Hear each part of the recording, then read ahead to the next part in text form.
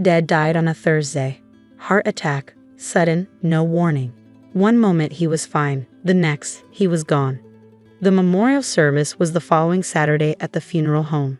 Small, dignified, exactly what Dad would have wanted. About 40 people gathered in the chapel, including family, his business associates, and old friends.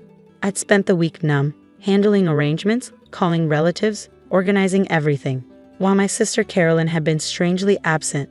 Brief texts, vague promises to help, never showing up. She arrived at the memorial 15 minutes late with her husband, Brian, and their 2 sons, ages 13 and 16. They took seats in the front row like they owned them. I was already sitting there, next to Dad's best friend, Thomas, and his wife. Carolyn squeezed past us without apology, her perfume overwhelming in the quiet space. The service started. The funeral director spoke. Thomas gave a eulogy that made everyone cry. Dad's business partner talked about his integrity. I prepared words but wasn't sure I could say them without breaking down. I was about to stand when Carolyn's older son Derek shot to his feet. "Before we continue," he said, his voice loud in the chapel, "there's something everyone needs to know." The funeral director looked confused. "Young man, this isn't.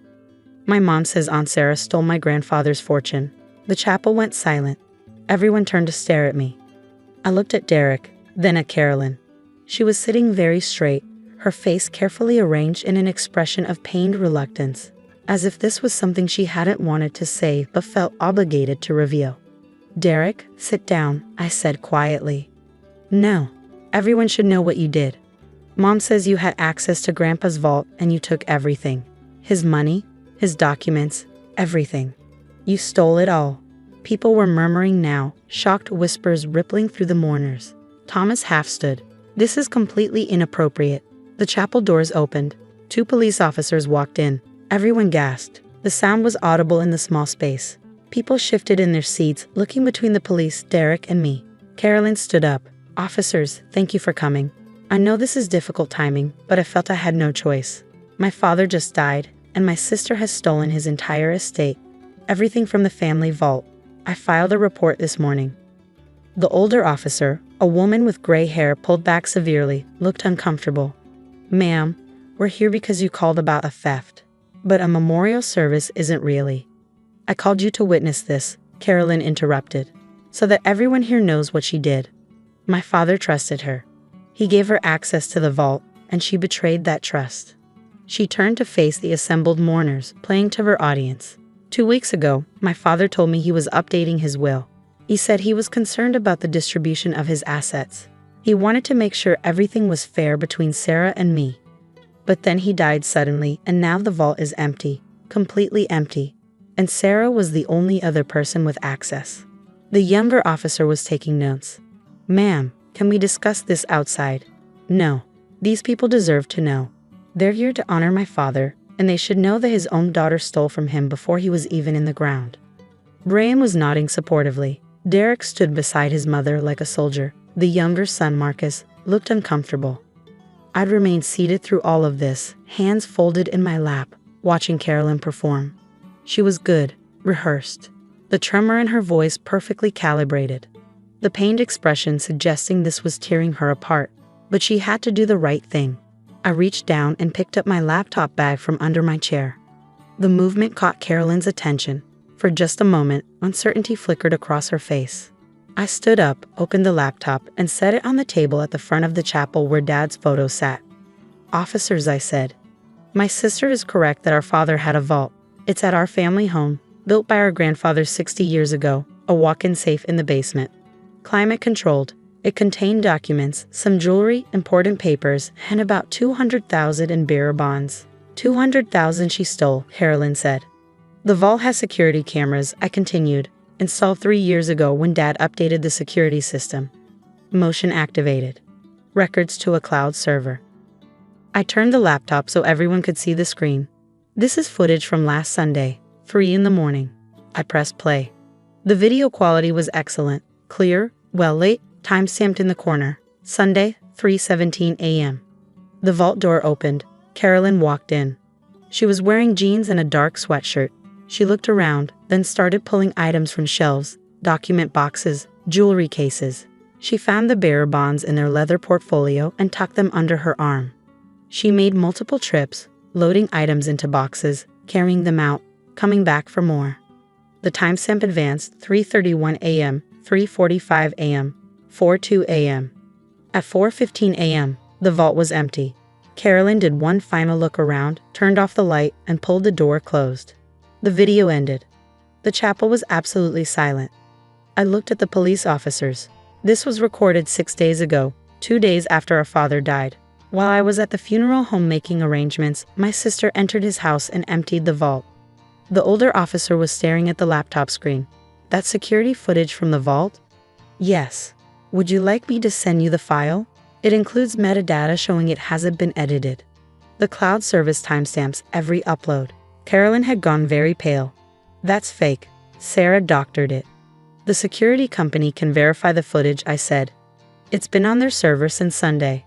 I only accessed it yesterday when I went to the house and found the vault empty. Thomas had his phone out. I can confirm the security system. I helped Alan install it 3 years ago. Same company that does my business. They maintain all the footage on secure servers. The older officer turned to Carolyn. Ma'am, is that you in the video? No. It's doctored. She faked it to frame me. We can examine the metadata, I said. The security company has the original files. They can testify to their authenticity. Brian was staring at his wife. Carolyn, it's fake. Her voice was rising. She's manipulating everyone. She stole Dad's fortune, and now she's trying to blame me. The younger officer spoke up. Ma'am, if we contact the security company, what will they tell us? Silence. Carolyn, I said quietly, they have the original footage, the timestamp, the motion sensor logs. They can verify every second of that video. Her face crumpled. You don't understand. Dad was going to change his will. He was going to give you everything. It wasn't fair. I've been taking care of him for years while you lived your life. I deserved that money. So you took it, Thomas said, his voice hard, while your father was barely cold. I earned it. All those visits, all those errands, all those years of being the good daughter while Sarah was off doing whatever she wanted. I earned that money. By stealing it at 3 a.m. while I was planning his funeral, I said. The older officer stepped forward. Ma'am, I'm going to need you to come with us. We need to ask you some questions about this theft. I'm not going anywhere. This is my father's memorial service, which you just disrupted by making false accusations, the officer said. You called us here. You made this a legal matter. Now we need to address it. Carolyn looked around the chapel desperately at Brian, who was shaking his head, at Derek, who looked confused and scared, at the assembled mourners, all of whom had watched the video, at me, standing calmly next to my laptop. This is your fault, she said to me. You've always been his favorite. You've always gotten everything. I just wondered what was fair. By stealing it and then calling the police to my father's memorial to accuse me of your crime. I had to. You would have noticed the vault was empty eventually. I had to get ahead of it, to make everyone believe you did it first. So you used your son, at Dad's memorial service. You had Derek stand up and announce I was a thief, in front of everyone here to mourn our father. The funeral director had tears on his face, not from grief now, but from anger. You need to leave, all of you. This service is over. No, Thomas said, standing. Carolyn needs to leave, with the officers. The rest of us are here to honor Alan. That continues. The younger officer took Carolyn's arm. Ma'am, let's go outside. I'm not leaving my father's memorial. You destroyed your father's memorial, I said, the moment you decided to use it as a stage for your performance. Brian gathered the boys and followed the officers and Carolyn out. Derek looked back at me once, his face stricken. He'd been used, just like everyone else in that chapel. After they left, the funeral director looked at me. Would you like to postpone? Continue another day? No. I looked at Dad's photo. He deserves to be remembered properly. Not for this. Thomas nodded. Then let's continue. The service resumed. I gave my eulogy. Others shared memories. We tried to reclaim the space Carolyn had violated with her accusation and performance. But the damage was done. Instead of focusing solely on Dad, everyone was thinking about what they'd witnessed. The accusation, the police, the video. Carolyn had gotten what she wanted in one sense. She'd made herself the center of attention, just not the way she planned. After the service, people approached me quietly, apologizing, expressing shock, asking if I was okay. Thomas stayed until everyone else had left. Alan told me he was worried about Carolyn, as she'd been asking about money, pushing him to update his will with her as the primary beneficiary. He never mentioned it to me. He didn't want to put you in the middle. But he was changing things, making sure everything was split fairly, with protections in place. I think Carolyn found out. When he died suddenly, she saw an opportunity. So she emptied the vault before the will could be read. And then orchestrated this whole scene to preemptively accuse you. If everyone believed you were the thief, no one would suspect her. She called the police to her own father's memorial service. She's desperate, entitled. She convinced herself she deserved that money and nothing else mattered. Not her father's memory, not the sanctity of his memorial, not the truth. I looked at Dad's photo, still sitting on the table next to my laptop. He would have been devastated.